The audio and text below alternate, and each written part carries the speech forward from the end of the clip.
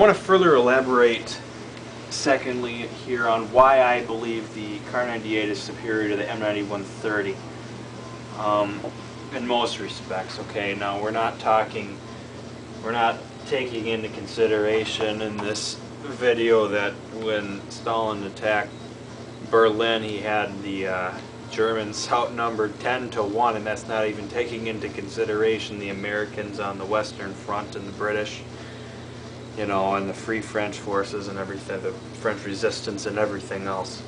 But like Stalin said, quantity has a quality all of its own. So that aside, when we're just looking at the individual rifles here, the M44 is the shortest of all.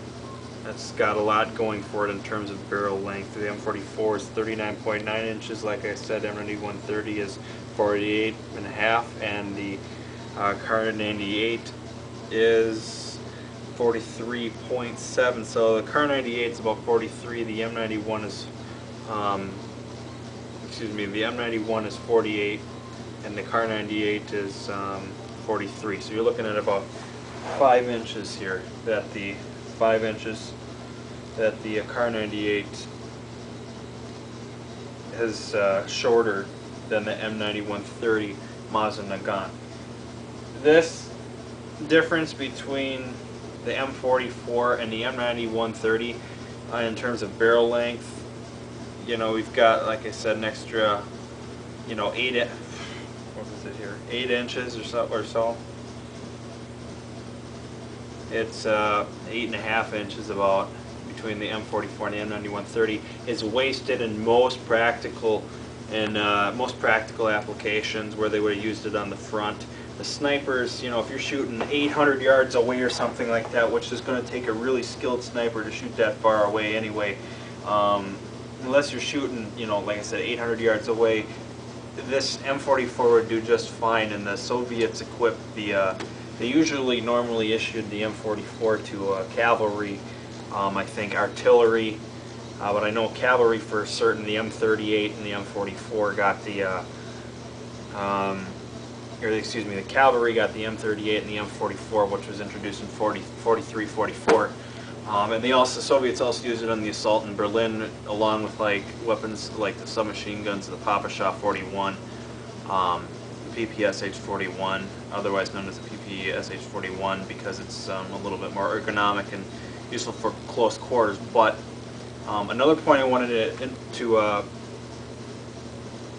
mention when I'm explaining to everyone on YouTube why I think the Kar 98 is superior to the M9130 in most respects, like.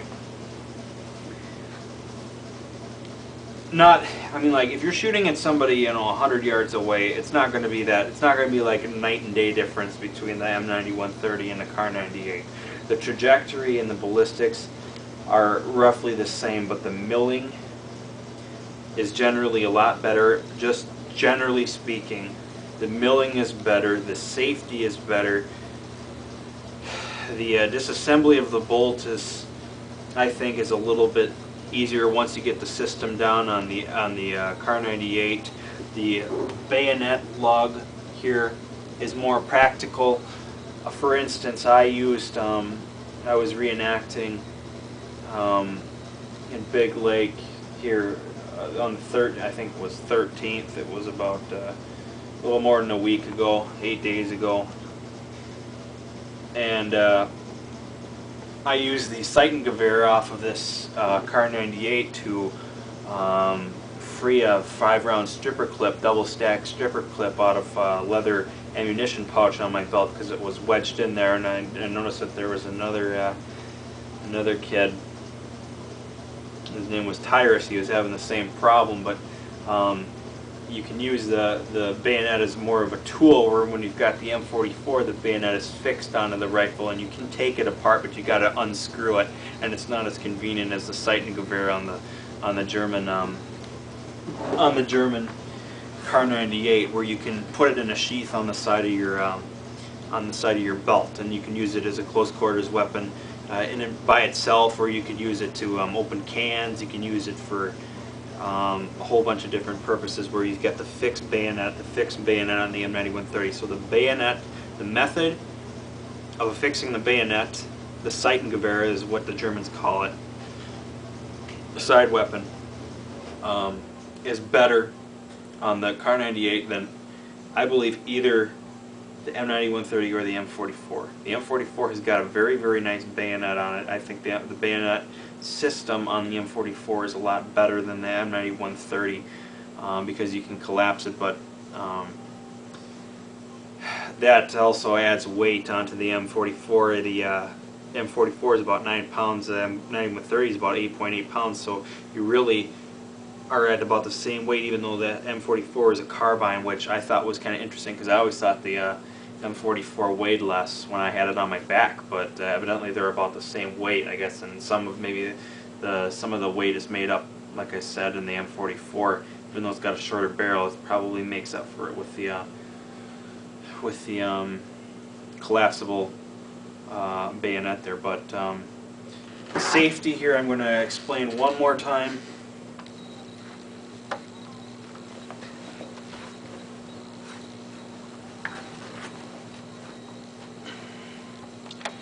Cock it, and once again here's another thing I wanted to mention about the Mauser. The action is just so smooth on the Mauser. This weapon here is made in 1940, and it's 68 years old, and the action on it is just so smooth and nice on it.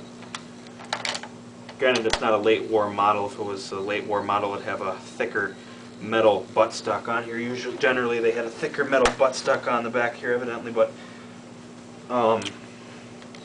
the safety, what I was talking about here with the safety,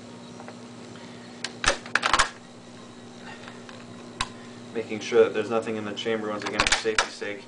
The safety on here, when you've got the safety, the safety is a lot easier to work in the first place than the M44, where you've got the M44 here and you've got to pull it back like this and force it, and then there's a possibility of it slipping. It's just so much easier on the Mauser here, where you can just flick it.